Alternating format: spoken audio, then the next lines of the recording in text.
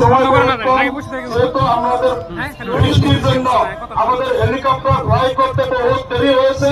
বৃষ্টির জন্য আমরা কমসে কম 3 ঘন্টা দেরি হয়েছে আমাদের হেলিকপ্টার আমরা অপেক্ষা করেছিলাম। না হইলে আমরা সময় মধ্যে আসলে আপনাদের সঙ্গে আমাদের বহুত কথা আমরা বলার ছিল, আমরা বলার সময় পেতাম, কিন্তু আমরা সময় মধ্যে আসতে পারিনি। বৃষ্টির জন্য বহুত দেরি হয়েছে, তাই অতি কম সময় আপনাদের কাছ থেকে আমাদের বিদায় নিয়ে যেতে হবে। আবার একটি জনসভা, সেখানে কয়েক ঘন্টা সেখানে অপেক্ষা করতেছে। আমি বলতে চাই নির্বাচন 9 তারিখে হতে যাচ্ছে। এই নির্বাচন শুধু একজন বিধায়ক নির্বাচন করার নির্বাচন নয়।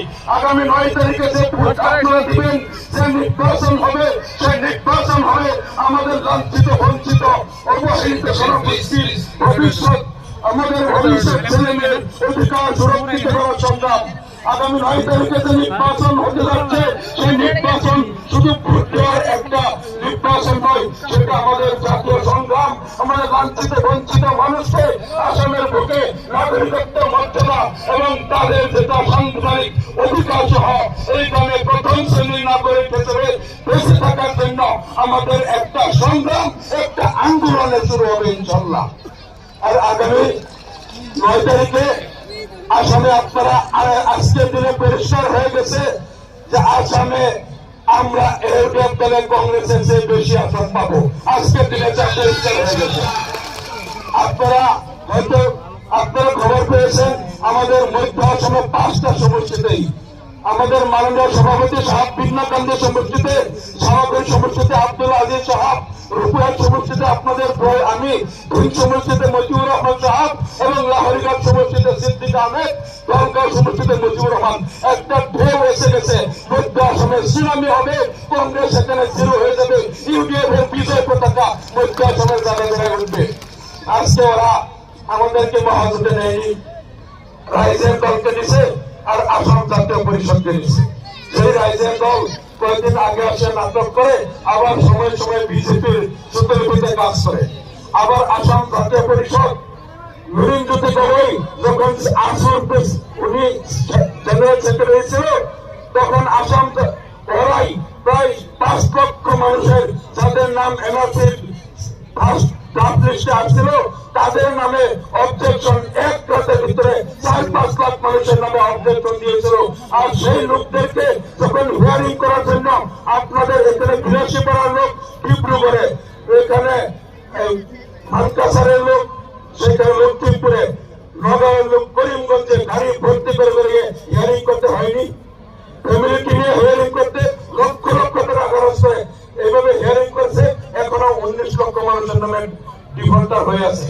এই নুরিনজ্যোতি গগৈ সে আমাদের ধর্মীয় সংখ্যালঘু ভারতীয় নাগরিকের বিরুদ্ধে এইভাবে যারা অবজেকশন দিয়েছিল, আজকে কংগ্রেস তাদেরকে পার্টনার করে নিয়েছে, তাদেরকে নিয়ে এখন সংখ্যালঘুর দৌড়ে যাচ্ছে। আর আমরা ইনশাআল্লাহ আপনারা দেখছেন বিগত দিন আসাম বিধানসভায় আমাদের যেখানেই লাঞ্ছিত বঞ্চিত মানুষের বিরুদ্ধে সেইখানেই বিজেপি সরকার আমাদের উপর আঙ্গুল উঠিয়েছে, উচ্ছেদ করেছে। যখনই গৌরবতা বন্ধ করা, মাদ্রাসা বন্ধ করা, আমাদের নাগরিকত্ব খর্ব করার শব্দ বিল আসাম বিধানসভা আছে, সেখানে বাঘের মতো গর্জন করে আমরা ইউডিএফের বিধায়ককে প্রতিরোধ করে তুলেছিলাম। কংগ্রেস সেখানে নির্বিকার ছিল, তাদের কোনো ভূমিকা ছিল না। এই কথাগুলো জনসাধারণ এখন দেখতেছে। আর গোটা আসামের জনসাধারণ বলছে সেই আসামে কংগ্রেস করে 2011 সালে the Assam land grabbing act 2011 pass করেছিল, সে আইনের অধীনে বিজেপি এখন উচ্ছেদ করতেছে। সেই কংগ্রেসে এনআরসির মডেলিটিতে আমাদেরকে সেখানে সেকেন্ড ক্লাস সিটিজেন বানানোর ষড়যন্ত্র করেছিল। সেই কংগ্রেসে তাদের কার্যকরে 6.5 লাখ মানুষকে ডিভোটার বানাইছিল। সেই কংগ্রেস বলে আমাদেরকে নদীভঙ্গ মানুষকে কোনো মাটির অধিকার দেয়নি। সেই কংগ্রেস আমাদের চোর সাপের লোকদেরকে জমির পাট্টা দেয়নি। সেই কংগ্রেস আমাদের জন্য ডিটেনশন ক্যাম্প বানিয়ে আমাদের হাজার হাজার মা বোনদেরকে বন্দী করেছে।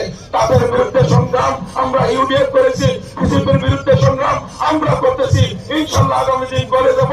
আর সবচেয়ে বড় কথা, এইবার আমাদের টিমটা বহুত ভালো হয়েছে। এবার আমাদের নগাঁওতে আমাদের হুজুর নিজের ক্যান্ডিডেট আমাদের আব্দুল আজিজ সাহেব একজন, তিনি যাকে অগ্নিবক্তা বলা হতো আন্দোলনের সময়, তিনি সমাবেত আছে। আদাবাঙ্গা হিসাবে আমির উপহিত আছে। আর ভিন সমষ্টিতে মতিউর রহমান সংখ্যালঘু সংগ্রামী নেতা আছে। লাহোরি ঘাটে আছে আমাদের সিদ্দিক আহমেদ শাহ। সেঙ্গার আমাদের বরিষ্ঠ বিধায়ক আশরাফুল হোসেন, আপনারা জানেন। মঞ্জিয়াতে ডক্টর হাফিজ রফিকুল ইসলাম, শ্রীচন্দনে রাজাউল করিম সরকার, আর বিশিং গৌরবতে আলিয়ান কর্মিয়া।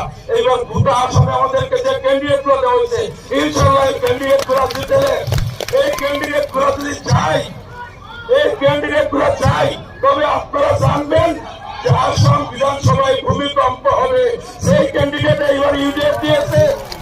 ইউডিএফ যে সকল ক্যান্ডিডেটকে এবার প্রক্ষেপ করেছে, তাদের জিতে গেলে আসাম বিধানসভায় ভূমিকম্প হবে, গোটা আসামে তুফান হবে। সংখ্যালঘু বিরোধী শক্তিকে আমরা হুঁশিয়ারি করতে চাই, আপনাদেরকে হুঁশিয়ার করতে চাই। এইবার ইউডিএফ কিন্তু ভাগা ভাগা নেতাকে ক্যান্ডিডেট করেছে। আর সবাই বিধানসভায় গেলে এই বিধানসভায় মুসলমানের বিরুদ্ধে তোমরা একটা আইন পাস করতে, একটা প্রস্তাব সেখানে হাজার বার চিন্তা করতে হবে।